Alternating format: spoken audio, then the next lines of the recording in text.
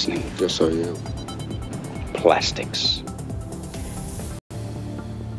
Yes, plastics. And 50 years ago, the movie The Graduate put plastics on the map.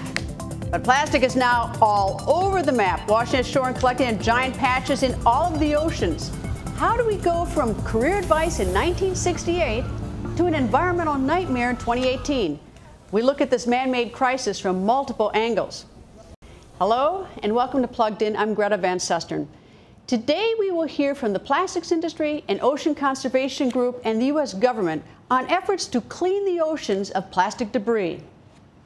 How much plastic is in the oceans? Well, according to the University of Georgia researcher Jenna Jambak, between 5 and 14 million metric tons of plastic finds its way to the oceans each year just from coastal regions.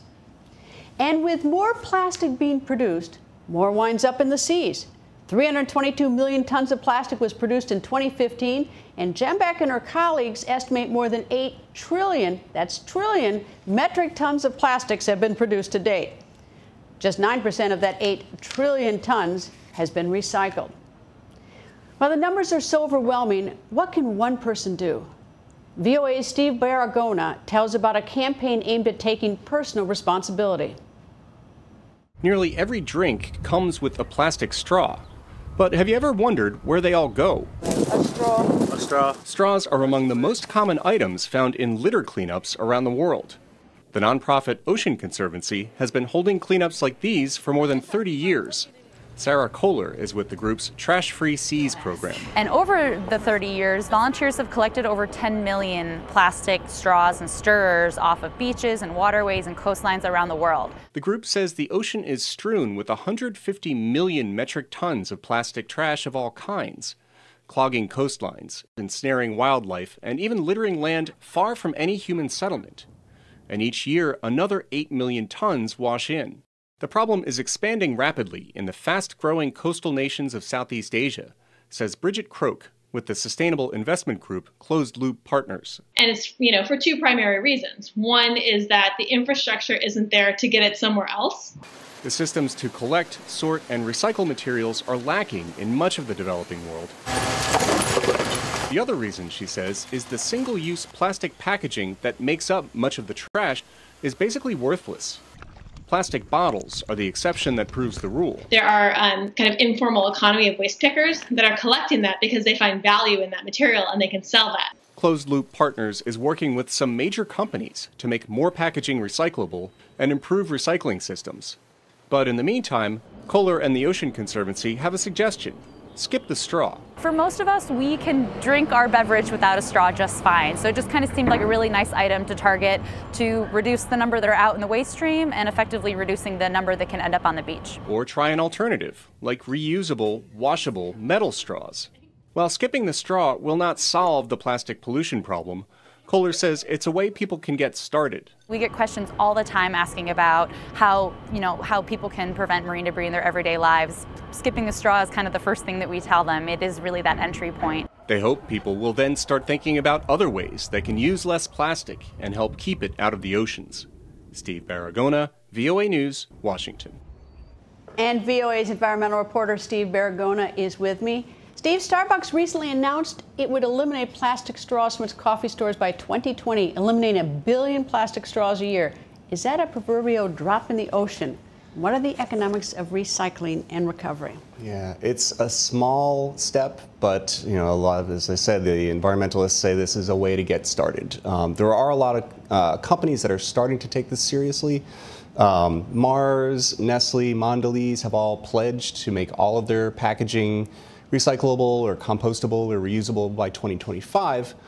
But that's a ways off, and they haven't really committed anything, any kind of hard steps to get there. And I'm not going to put you on the spot about Starbucks, but it did strike me that they're going to eliminate it by 2020. We're in 2018. Why don't, if they're going to do it, why don't they just do it now? And what's wrong with paper straws? But I'm not going to put you on the spot to tell me that. They have to defend Starbucks on that. And I also don't want to pound a company that's trying to do the right thing. But are the policies changing in all these companies?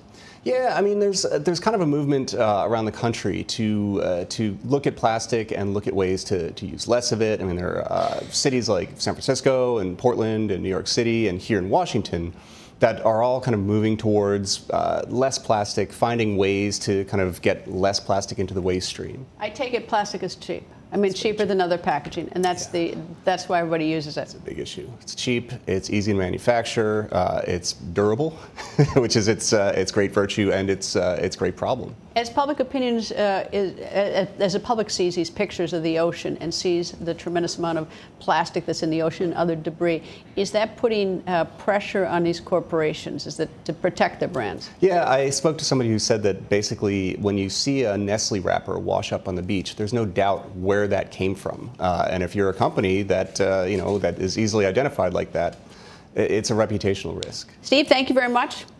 Thank you. Now, there's a governmental program responsible for preventing, reducing, and removing plastics and other debris from the ocean. I spoke to Mark Dix, who is the acting director for NOAA's Marine Debris Program.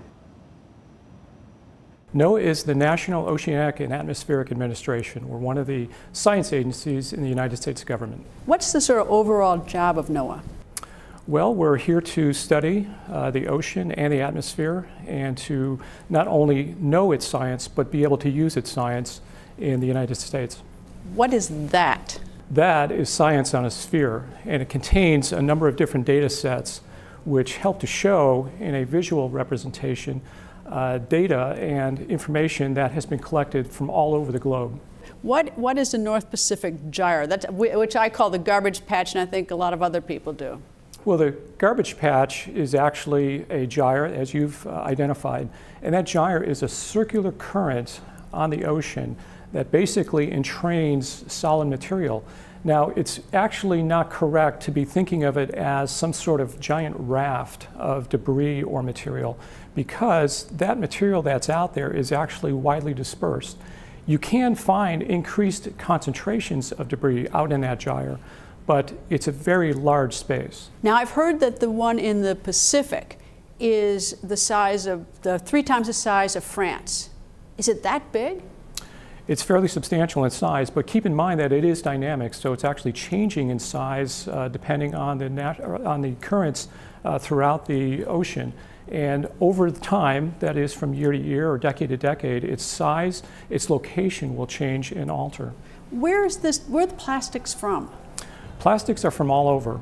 They're from us as humans. We are having an impact on the globe. So plastics that enter the ocean through any country and through any source are going to actually migrate with those currents. And so plastics in that North Pacific gyre may actually be from all over the world. So is it sort of waste management in the sense that plastic comes in because of poor waste management, litter on the beach, things coming off boats, people just trash? This is just basically garbage.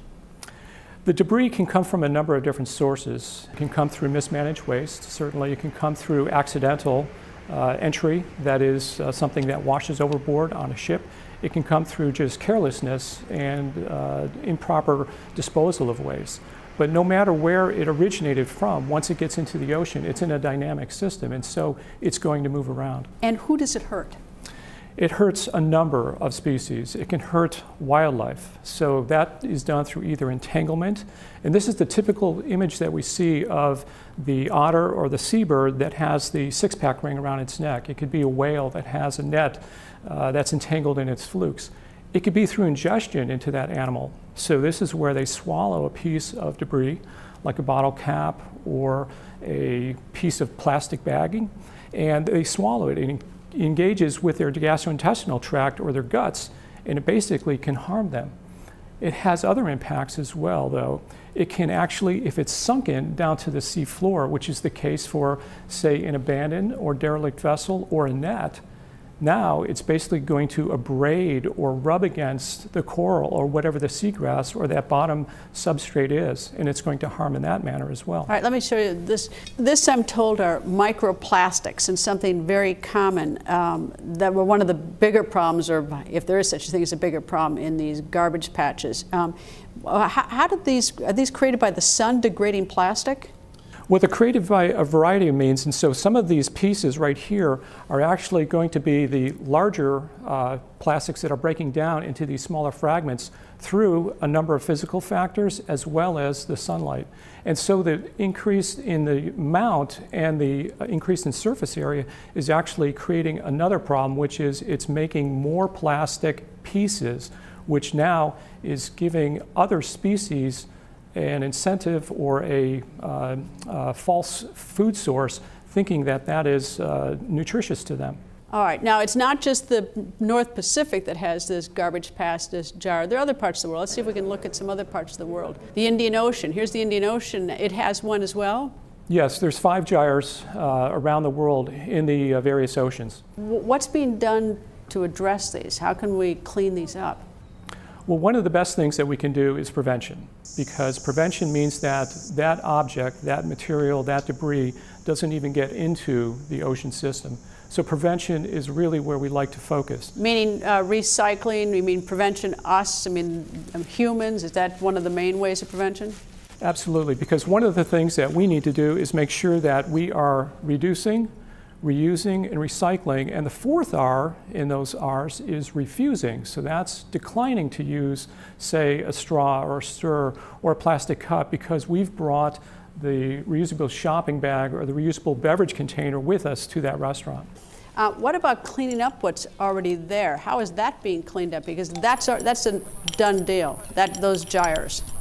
Some of those cleanup efforts are done on an annual basis. So the NOAA's Marine Debris Program funds an annual cleanup out in the North Hawaiian Islands.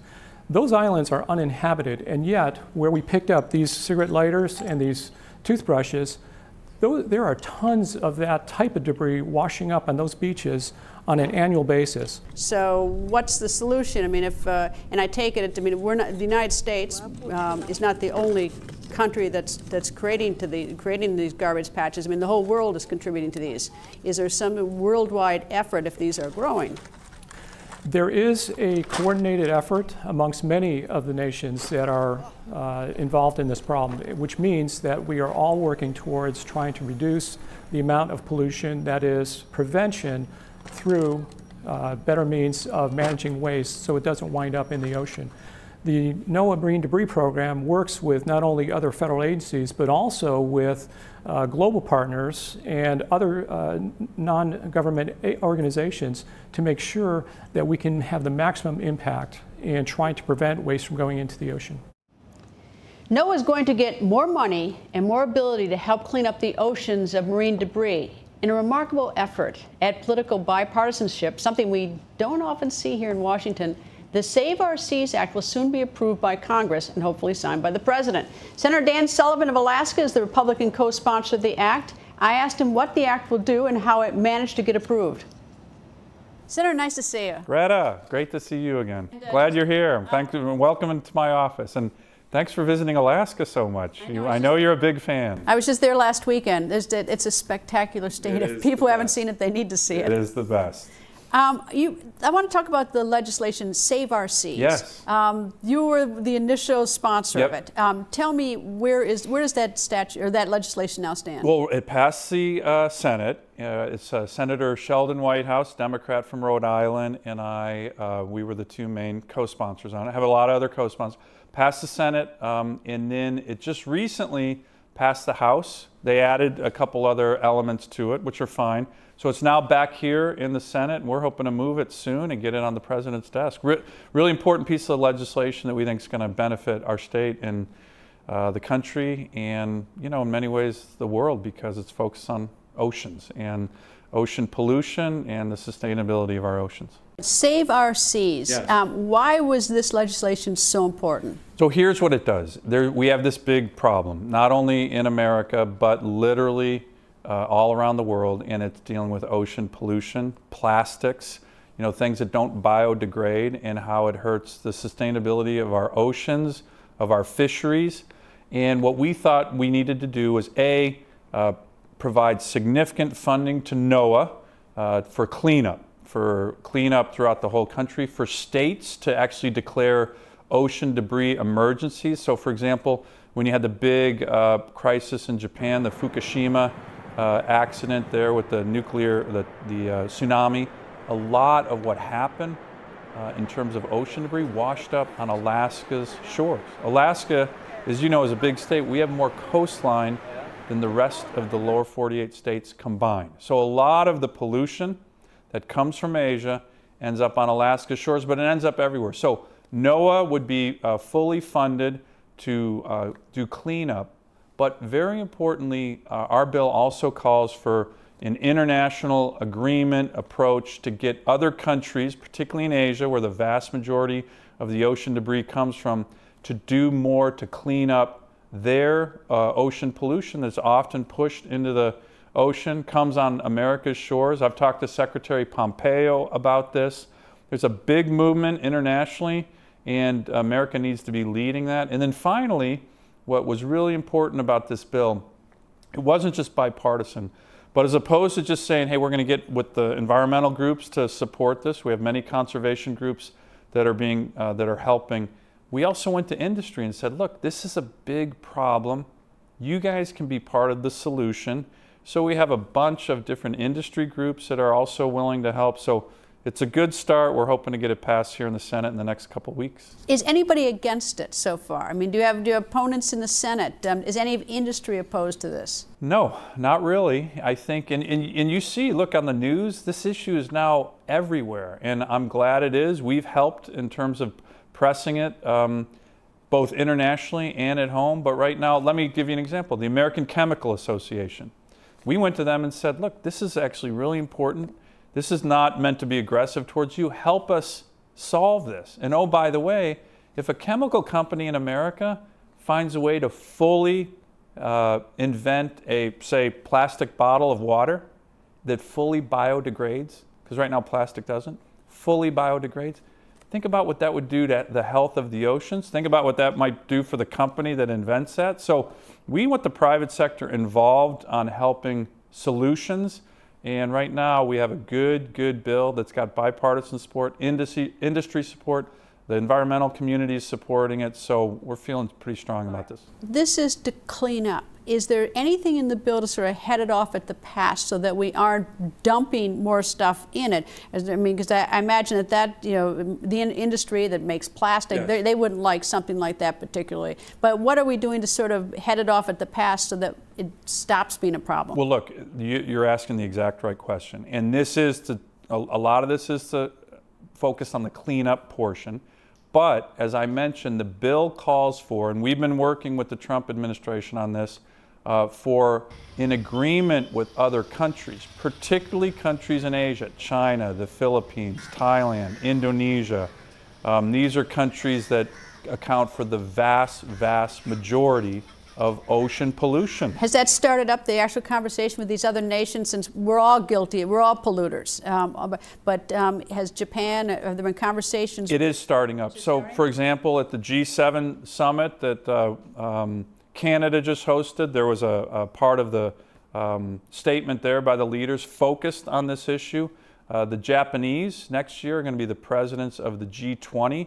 They want to make the cleaning of the oceans, ocean pollution, plastics, a top priority for the G20. So it's definitely happening at the international level. What we're trying to do is push not only the Congress, but the administration to focus on this. And I will tell you, Greta, it's pushing on an open door. When I talked to Secretary Pompeo about this, it was something the State Department is actually very focused on. So we think there's good momentum here, but we think passing the bill, getting on the President's desk to sign soon, will keep that momentum going and put America in a leadership position on this, which we should be. You know, it's sort of interesting. If you go to a beach, if you see junk, if you go to beaches often, you want beaches cleaned up. So you don't want the oceans to be filthy. If you live the inner part of the country, you might not spend a lot of time at the beaches and see this crisis, but you might learn that there are microplastic pieces in your fish that you're eating on the table. And that's a huge problem, and we don't even know the extent of that problem right now. But it is a fact that right now the plastics that are in the ocean, they break down but not fully. And so they don't fully biodegrade, and those microplastics get into the food chain, and we don't really even know how that's impacting us from a health perspective. But from my perspective, it can't be good. You know, these garbage patches in in the Pacific, it's I'm reading about them and thinking, how did we ever let this happen to ourselves? You know, it's a great question. And I don't know in terms of the background of how it got this bad. The good news is that finally people are waking up to it. And in the Congress, it's bipartisan.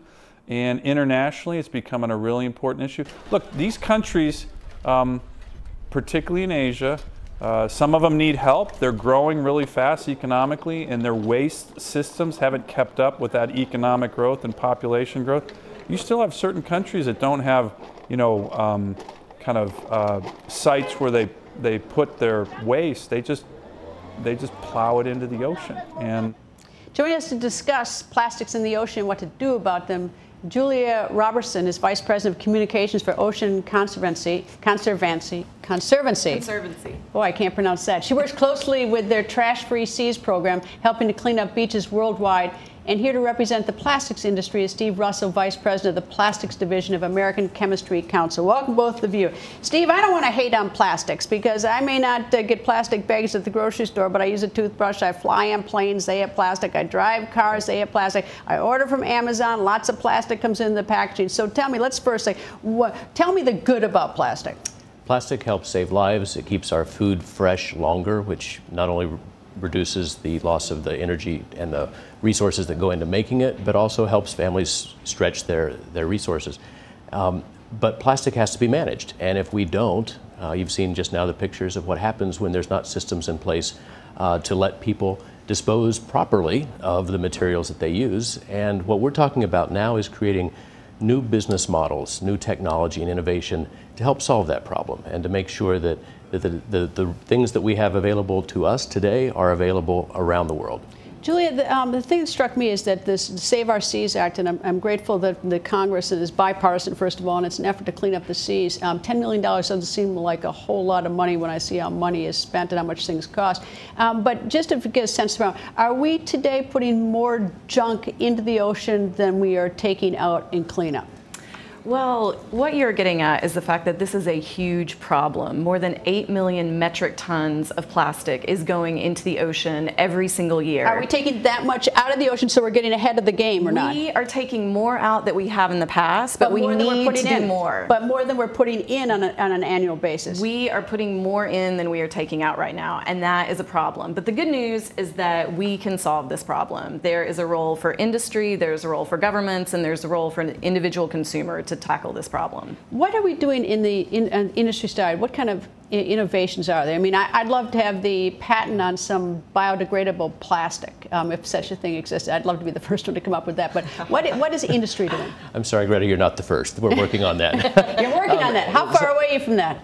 We can make biodegradable plastics now. I'm dubious, though, that biodegradable plastics are going to be a great solution for the ocean, and here's why. Because at the moment, you can't tell a biodegradable plastic from a non-biodegradable plastic. Animals can't, certainly. Right, and so... but I assume that if everything were now biodegradable plastic, does it mean it may not help today or tomorrow or next year, but eventually down the road, that's right. You know, whatever period of 5 years or 10 years, that would be some improvement. It's a question of transition, and people are working on that. We're working on innovative new materials that allow us to use less plastic to deliver the same benefit and biodegradability. But I think the transition phase is important, and we should not let people think that there's a simple solution that somebody else has control over. We all have to do our part, and that means people making choices to reduce and use less. It means investing on our side, on the industry side, in delivering solutions, and it means engaging governments in making this a priority, which I'm thrilled, and our industry's been really happy to be part of the bipartisan effort to get the Save Our Seas Act. I'm even struck by when I order something from Amazon, a little tiny item will come in a much too big box, and then to sort of control it in the box, there's all this extra plastic. Right. So, you know, I mean, we got to get on Amazon to do that. I mean, it really does mean every industry has to help. Right. As well as the consumer. Right. So clearly there's some low-hanging fruit, right? Things that we can all work on and making our voices known, that we want to see less packaging or more non-wasteful packaging. But I think we have to also remember that the scale of the problem that we can do something about in North America is only a part of what we can innovate and encourage other parts of the world to have access to the technologies and the resources that we do. But isn't the thing is that in order to lead, I mean, we have to set ourselves out as an example. I mean, we can't impose, you know, our will on other nations if we're unwilling to take the big steps ourselves. Right. And one of the challenges, I think, is that, you know, the United States does, compared to some of these countries, have good waste management and collection and recycling. And so there is a lot that we can do and should do as individual consumers. If we're so good at it, how come we have this? I mean, a lot of that Pacific is from us, not all of it. That Pacific gyre, that garbage patch. I mean, if we have such good waste management, how come some, you know? Well, the oceans are all connected, and so a lot of that is washing up. You know, you heard Sullivan talking about the fact that some of the trash that's in Alaska is coming from different places. And so I think there is an aspect of, you know, some of the items that we see in the United States, like straws, can escape from waste collection systems, and that's why we sometimes see it on the beaches, but it also comes from other places. I think the research that you cited at the beginning of the show from Professor Jambak about where it's coming from is really instructive, because it helps us focus our resources on where they can do the most good the most quickly. And it's not to say that countries that are putting in just a little bit shouldn't aim to do better, but if we really want to impact the volumes going in so that we start putting in less and take out more, then we have to address those parts of the world that just don't have access yet to waste management. And that's what's so exciting about the Save Our Seas Act and directing our government's resources in that direction. With sufficient money, do we have the ability to clean up the ocean? Do we have the technical ability to do this? I think we do. I think we have the knowledge and the power and the momentum, most importantly, right now, to make a huge dent in this problem. You know, one problem of the or crisis. This is crisis or problem? I would say it's a crisis. Yeah, I think it's a crisis too. That's a good word to use for it. And what we're seeing right now is the fact that, you know, there's momentum from the consumers who are saying, you know, if we've got alternatives to straws and we're available, you know, we're going to use those instead. And governments can do their part. I don't know why Starbucks can't just put an end today on the straws. I mean, I don't know why they're saying 2020. I don't understand. Well, I talked to some of our experts, and you know, there needs to be a plan in place to collect the straws that are currently in circulation, and they're also very challenging, and some municipalities can't recycle those. So they need to have a plan for how they're going to, you know, properly dispose of those Steve, straws. I'll give you the last word. Thanks for that. So I think we talked about U.S. leadership, and you mentioned a moment ago, and Senator Sullivan spoke to it. I'm actually really enthusiastic that the U.S. State Department has been leading in the intergovernmental forums, the G7, the G20, in APEC. Our government is out there encouraging and bringing resources, and that's something I think we can be proud of. But I think our government, I think the American people also have to partner with the government and do our share, which is part of the problem. Anyway, thank you both very much for joining us. You're very welcome. And before we go, an update from last week's program, America's Space Future. Italian researchers detected a lake of liquid water on Mars beneath the planet's southern polar ice cap. Radar pulses sent from the European Space Agency's Mars Express spacecraft indicate a drastic change a mile beneath the planet's surface. The radar indicated a body of water similar to those found beneath Greenland and Antarctica. The next steps, create 3D images of this lake and search for more. That's all the time we have for today. Stay plugged in by liking us on Facebook at Voice America. You can also like my Facebook page at facebook.com/Greta and follow me on Twitter at Greta. Thank you for being plugged in.